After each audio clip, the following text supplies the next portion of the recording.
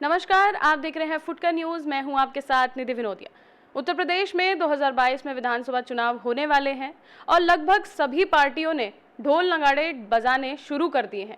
आज इन्हीं चुनावी मुद्दों पर बात करने के लिए हमारे साथ उत्तर प्रदेश की सक्रिय राजनेता और समाज सेवी अपर्णा यादव जी हैं। आइए बात करते हैं और जानते हैं कि किस प्रकार से उनकी चुनाव में प्लानिंग होगी। अपर्णा जी, आपका बहुत बहुत धन्यवाद हमारे चैनल से बात करने के लिए। बहुत धन्यवाद जी।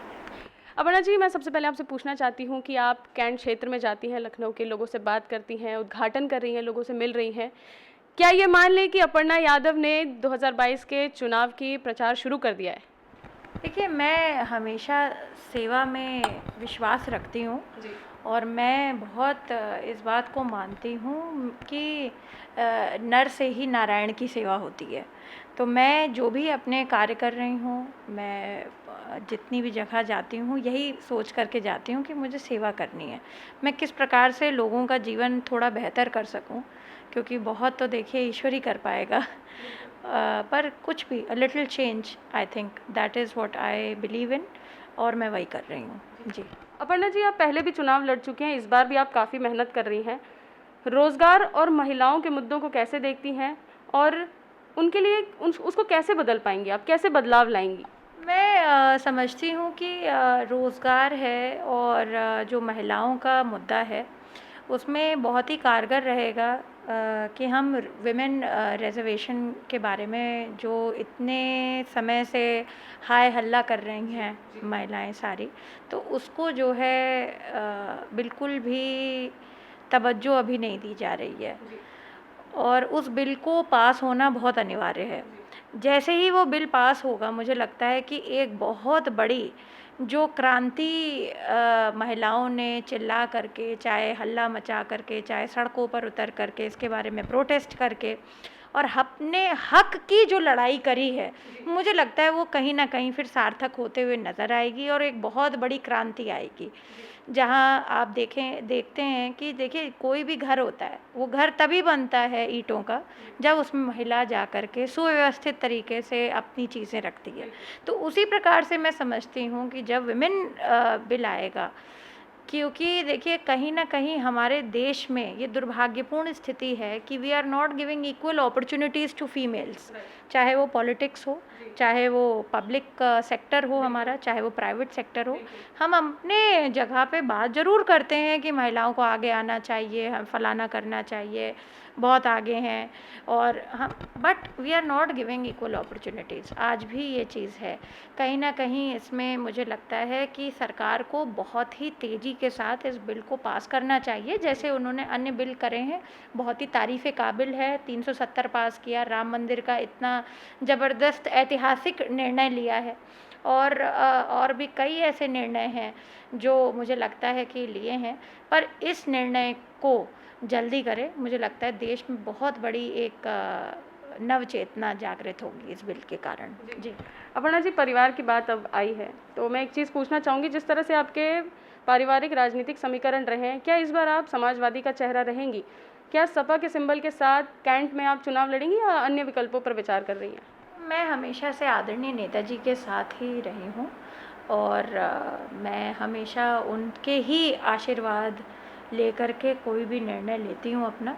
आगे भी मैं यही करूँगी, क्योंकि मेरे लिए नेताजी राजनीतिक गुरु हैं और अपने गुरु की बात हर व्यक्ति को सुननी चाहिए, समझनी चाहिए और उसे आत्मसात करना चाहिए।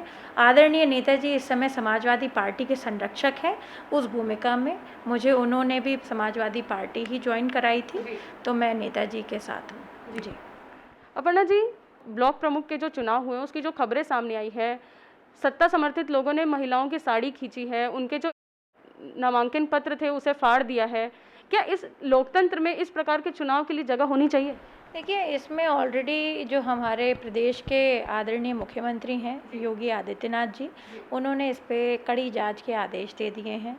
वो सारे ऑफिसर्स जो वहाँ पर उस समय मुस्तैद थे, ड्यूटी पर थे, उनके लिए भी यही जांच का आदेश है कि इस बारे में, इस पूरे प्रकरण में ये दूध का दूध पानी का पानी हो कि किस प्रकार से क्या घटनाक्रम हुआ, किसने साड़ी खींची, किसने नहीं किया।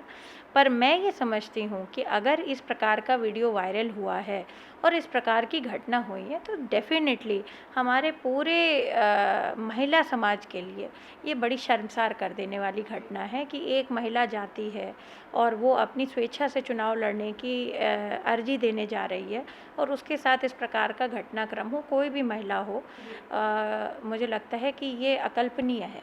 मगर इसमें जिस प्रकार से मुख्यमंत्री जी ने जांच के आदेश दिए हैं और अन्य दलों ने भी इसकी कड़ी निंदा करी है, उसी प्रकार से मैं भी इसकी निंदा करती हूँ कि ये गलत है और जिन भी लोगों ने ये काम किया है, ये कृत्य निकृष्टतम समाज की परिकल्पना पे आधारित है। इस प्रकार के आचरण के लिए, इस प्रकार का कृत्य के लिए इन दोषियों को सज़ा मिलनी चाहिए। अपर्णा जी, एक चीज़ और पूछना चाहूँगी, आपका जो फाउंडेशन है बी अवेयर, कैंट के क्षेत्र के जो लोग हैं उसका लाभ किस तरह से उनको मिल रहा है, किस प्रकार से आप उनकी समस्याओं को दूर कर रही हैं? मैं लगातार सिर्फ कैंट में ही नहीं बल्कि पूरे प्रदेश में जहाँ भी मुझे मौका मिलता है अपनी संस्था के द्वारा मेडिकल कैंप लगवाने के साथ साथ बहुत सारी चीज़ें करती हूँ, चाहे वो एमएसएमई का स्वरोज़गार हो। हमारी एक बहुत छोटी सी यूनिट है सैनिटरी नैपकिन की, वो भी हमने डाल रखी है और उसके द्वारा भी कई महिलाओं को रोज़गार मिला है। हमने पिछले साल के शुरुआत में ही करीबन 100 से ज़्यादा महिलाओं को हैंड मशीन्स दी थी, जिससे कि वो टेलरिंग का काम कर सकें और अपना कपड़े सिलाई करके जो है अपना बच्चों को और अपने परिवार को चला सकें।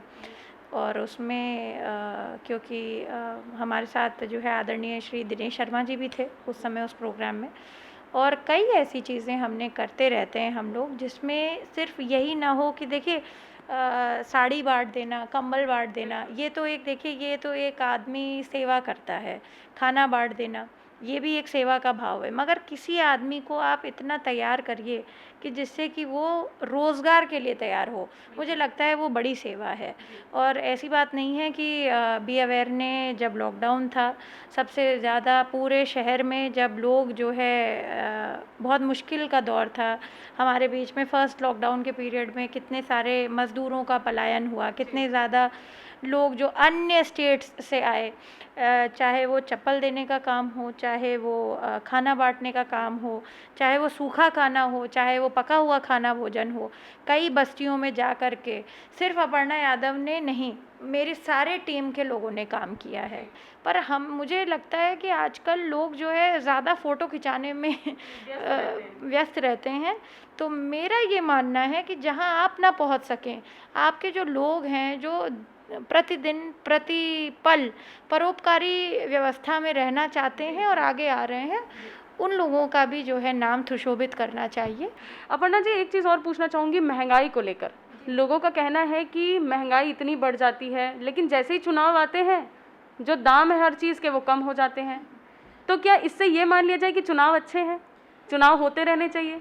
देखिए, चुनाव तो देश की लोकतांत्रिक व्यवस्था के लिए बड़े अनिवार्य है, और जिस प्रकार का आदरणीय भीमराव अंबेडकर जी ने जो है एक संविधान की संरचना कर रखी है और चुनाव का जो है एक मूल रूप आधारित कर रखा है, उस प्रकार पे अगर हम देखें तो बहुत बड़ी सोच है इसके पीछे। पर ये कह देना कि महंगाई जो है इस वजह से बढ़ी है, मुझे लगता है ये गलत है। आज के परिप्रेक्ष्य में जो महंगाई बढ़ी है उसके पीछे बहुत बड़ा कारण है कि ये कोरोना फैला, डिमांड और सप्लाई का चेन पूरा बदल गया। जब लोगों का रहने का ही तरीका बदल गया, आज हम और आप जो है ये मास्क पहन रहे हैं जबकि हम लोग खुले हवा में सांस लेते थे। तो मुझे लगता है कि हम इस पर देखें, और सिर्फ इस बात पे नेगेटिव कमेंट्री करने से समाज का उत्थान नहीं हो सकता। पर हमको ये देखना चाहिए कि पूरा विश्व इससे जो है पीड़ित हुआ, सिर्फ हमारा देश या हमारा प्रदेश या हमारा शहर नहीं हुआ।